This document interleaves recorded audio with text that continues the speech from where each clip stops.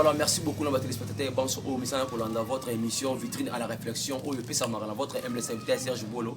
Et vraiment, le Naza, le Lona 45. Oh, d'un côté, Nini. Nan fou, nan venu fou nan Njili.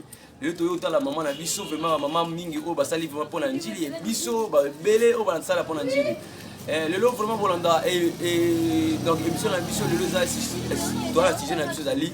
Pourquoi ba bengaga moi si que kolia na moi que na ndoki. Pour la nini wana et pour anya ba soki dans bali ya zambé hôpital. Donc to bito sur la maman le long. Maman le loza na émission maman bote na yo.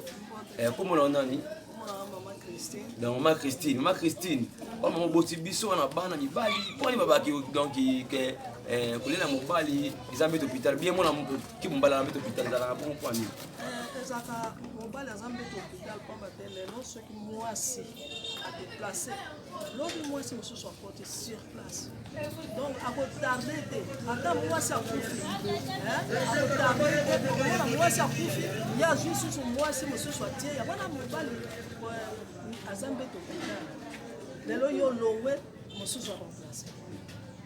C'est ça, voilà, on les a des bon, c'est ça, on va la mettre hôpital. Bon, ce qu'on a, moi, ce qu'on a, donc, ils ont la rendez-vous. Moi, ce qu'on a, moi, c'est, moi, ils ont la base. Moi, c'est monsieur Soazan à Mayele, à l'équipe. Tant monsieur Soazan est là, on a eu bien ça, quand les camomos sont songolo, à Kolinga Kolobangote, à garder silence, à Kolobaté. Donc, au Bali, à Kolobaté. Et moi, ce qu'on a, donc, il y a Bombaka.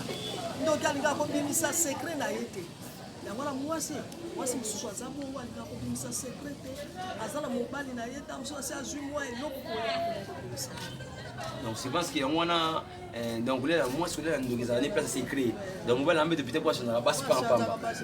Merci ma Christine, je pense que comme vous arrivez à la fin de cette émission et restez toujours branché à un espace Congo Télévision et je tiens à vous remercier au sein de la biso à partir à Poto donc sans oublier donc Pepe Tazi Jude Brenda et Audrey Mboma, patron de ce moment, donc il m'a posé à l'émission sur l'émission de Vitrine à la réflexion et n'a pas si bien mbote na bato obo la émission na biso et bota la biso toujours chaque samedi na espace Congo Télévision.